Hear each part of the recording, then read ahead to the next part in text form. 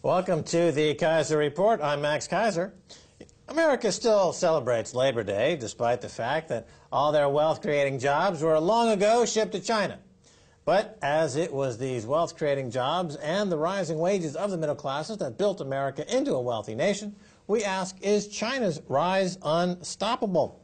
A Pew Research poll earlier this year asked this question, and a clear majority of Brits, Germans, Spaniards, Canadians, French, Poles, Australians, and South Koreans believe that China will indeed topple America as the world's leading superpower. Some actually believe this has already happened. 44% of Americans name China as the most powerful economy right now.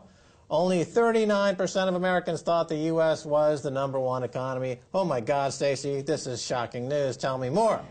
You know, on Wall Street, of course, and many financial analysts and bloggers will say, oh, China is a disaster zone, there's a financial bubble there that's going to pop, and the economy isn't growing at over 8% as it normally would.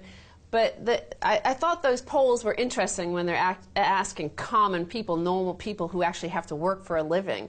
And the huge percentage in America that think China is #1. It's wealth creation that creates a great nation, a superpower. So the fact that the wealth creating jobs are either in Germany or in China, that suggests that this is a nation on the rise, whereas America has exported those wealth creating jobs and all they have is part-time jobs serving burgers or at Walmart selling the stuff the wealth creating jobs in China created.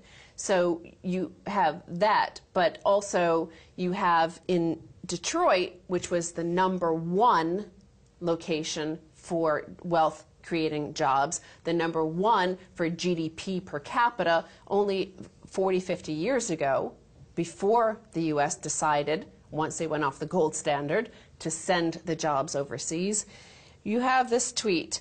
In Detroit, roughly 78,000 city structures have been abandoned. So this is approximately 1/3 of Detroit's 140 square miles are either vacant or derelict. And you have those abandoned buildings in Detroit, and it reminded me of the ghost cities in China for 2 different reasons. Yeah, well, 2 different reasons. Ghost cities are Keynesianism gone mad, communist style, where you're just building up properties with nobody living in them, but you get to report some GDP growth, versus the ghost cities of Detroit, which are people that have abandoned the city because of the industrial heartland has been destroyed, as those jobs have gone to China. But you're right, there is a parallel here between these 2 ghost cities. They're both the result of economic central planning. In China, the communist state centrally plans their economy to create ghost cities of nouveau ghost cities. They're nouveau ghost cities.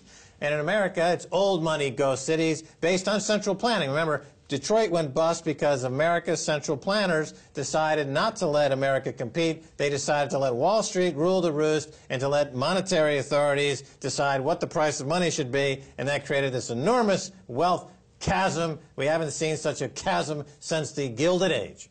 Well, I also think, you know, we're going to get into whether or not those ghost cities are just centrally planned or actually millions and millions and tens of millions of Chinese who have jobs, bringing them in income. They have high savings rates. Where did they put all their savings?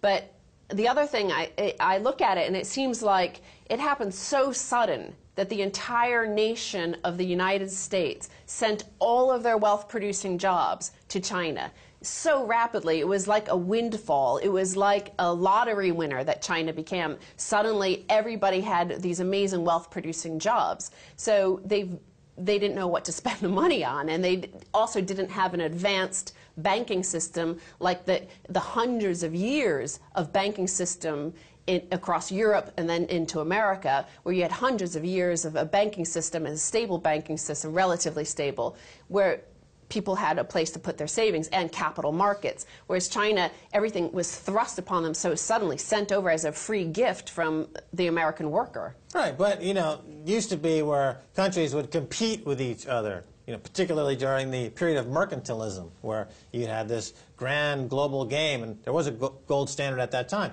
And countries, and according to David Ricardo, you had a competitive advantage. But we don't have the countries competing with each other anymore. You have, in every single developed country now, an